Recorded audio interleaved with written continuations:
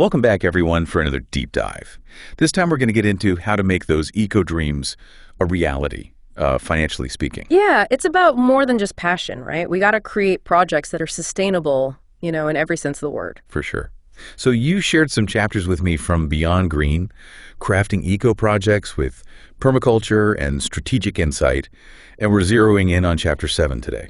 Economic viability and funding. Yeah, because let's face it, even the greenest of projects need a little green in the bank. Absolutely. Chapter 7 dives right into it, building a solid business model, which might seem a little counterintuitive to some folks, but it's incredibly important. I can see that. Yeah. A lot of folks probably think, business model, I'm just trying to start a community garden. Yeah. Not a Fortune 500 company. Yeah. How does that translate to an eco project? Well, it's all about understanding how your project's actually going to work, right? The book emphasizes starting with your value proposition, so think of it like this.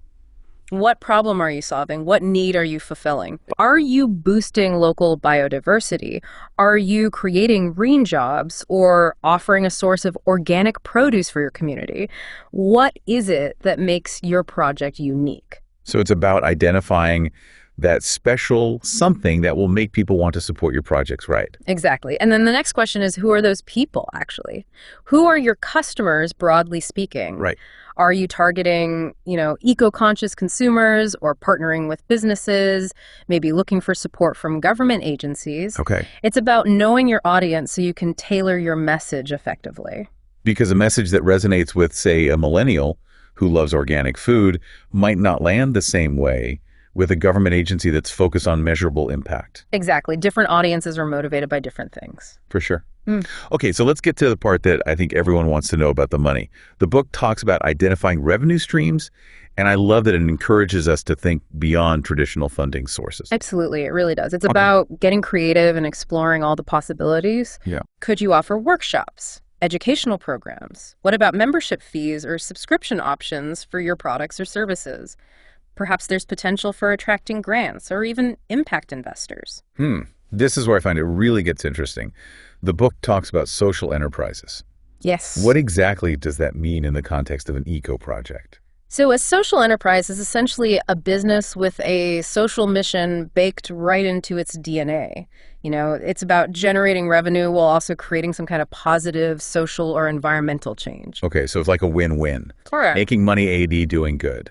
I think that could appeal to a lot of people. Yeah. Can you give us a real-world example? Like, how might this work for, say, a project focused on restoring a degraded forest? Sure. So imagine you have this project that is focused on reforestation. Yeah. You could create a separate social enterprise that sustainably harvests timber or non-timber forest products, Okay. like honey or medicinal plants. The revenue from selling those products would then directly support your reforestation efforts. Oh, so the sales are funding the restoration. Yeah. And since these products are sustainably sourced and they're supporting a good cause, you might attract a whole new market of consumers who are willing to pay a premium. Exactly. You're tapping into that growing market of conscious consumers who are voting with their wallets. Yeah, I like that. Okay, now let's flip the coin and talk about costs. It's easy to get caught up in the excitement of a project, but forgetting about the financial realities can be a recipe for disaster. Oh, for sure. We need to balance those exciting revenue streams with a realistic understanding of what it takes to keep the project running. Right. What are your initial setup costs? Land equipment materials? What about ongoing operational costs like labor maintenance and marketing? This is where that good old-fashioned budgeting comes in. Right, and that's where things can get tricky, right? Eco projects often require a lot of upfront investment, and the return might not be immediate. That's true, but the book really emphasizes the importance of collaboration. Partnering with other organizations can be key. Think about local businesses, community groups, or even government agencies. You might be surprised by the resources that are available. From grants and subsidies to shared resources or expertise. So don't be afraid to reach out. You're not in this alone. Exactly, and the book also highlights the power of community support. Yeah. Tapping into that isn't just about fundraising. It's about building a sense of ownership and shared responsibility. So it's about creating a movement, not just asking for money. Right. The book also dives into diversifying revenue streams, which I think feels particularly important for eco projects, given all the inherent uncertainties they often face. Absolutely. It's all about creating a stable foundation. Yeah. Think of it like a three-legged stool. Okay. If one leg breaks, the whole stool falls. If you rely on just one funding source and that source dries up, your whole project is at risk. Right. Diversifying provides that much-needed stability. It's like don't put all your eggs in one basket. Exactly.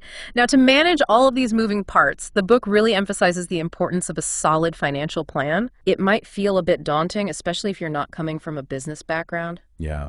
A lot of people might think, a financial plan, isn't that just for big corporations? Not at all. Think of it as a roadmap to success.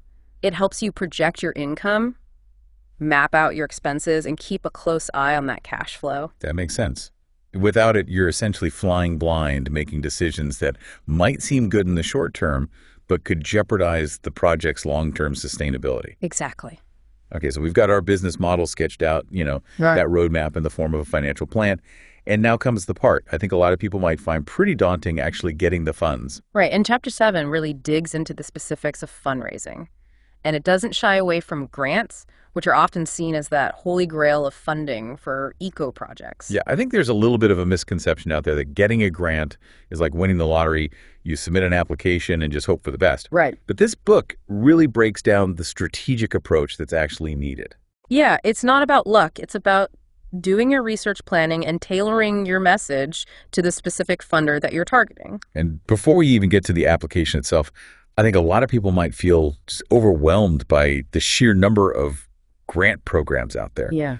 Where do you even begin? Yeah, it can feel pretty vast. But the book emphasizes that not all grants are created equal right.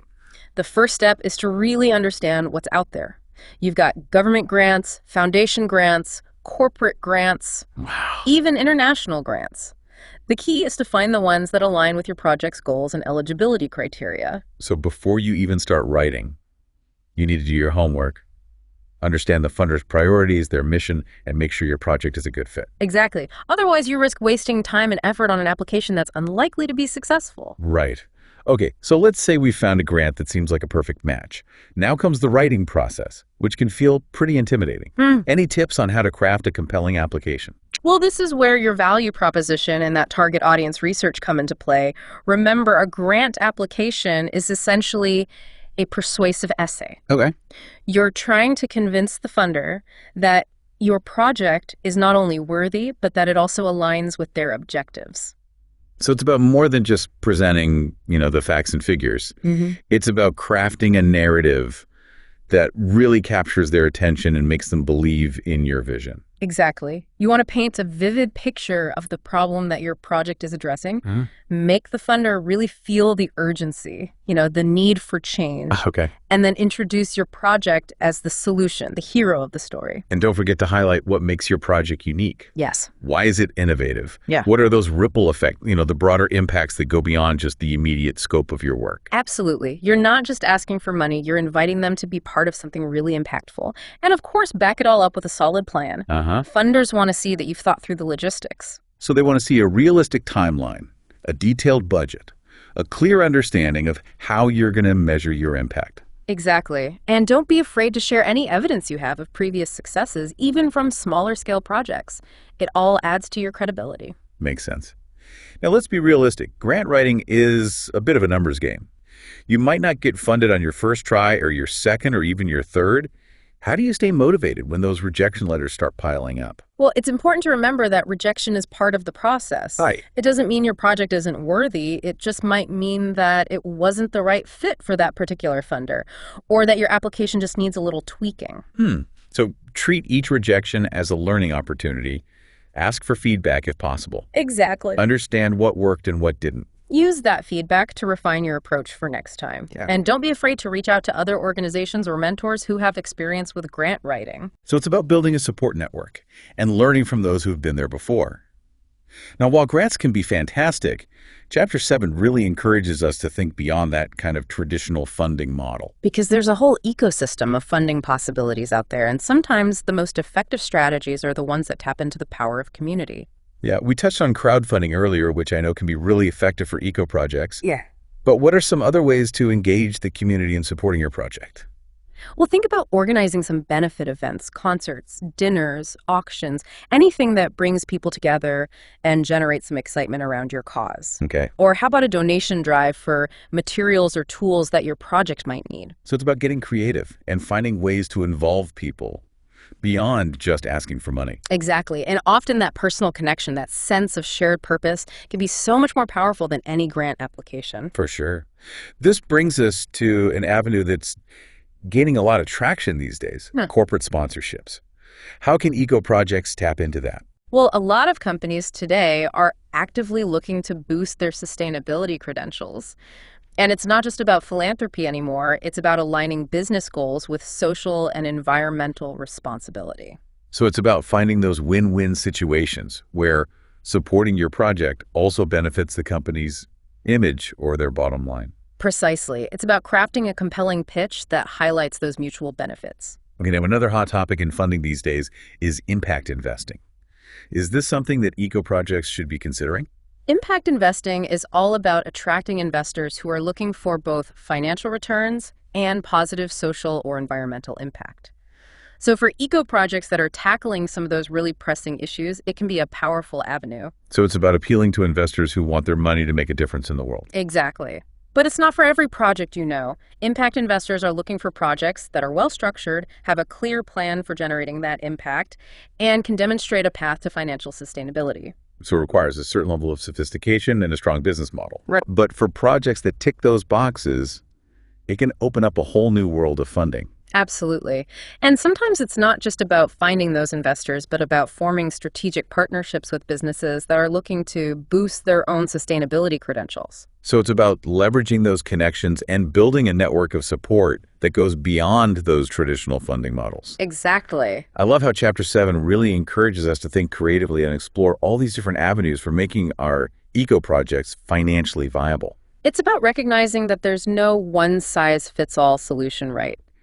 The key is to find the strategies that best fit your project's own unique needs and goals. It sounds like a lot to juggle, but I'm feeling more inspired than overwhelmed. That's the spirit. Remember, building a sustainable future takes passion, creativity, and a little bit of financial savvy. Well, we've covered a ton of ground today, from building a solid business model to navigating the world of grants and even exploring impact investing. Yeah, it's been a lot. But as we kind of wrap up our deep dive into Chapter 7, I'm curious, what are some of the common pitfalls you see people making when it comes to funding their eco projects? I think one of the biggest stumbling blocks is underestimating the importance of a robust business model. Yeah. People get so focused on the passion and the purpose, which are absolutely essential, but they sometimes neglect those practicalities of how their project is actually going to function and generate resources. Yeah, it's like setting out on a cross-country road trip without a map or a clear destination in mind. Right. You might enjoy the scenery along the way,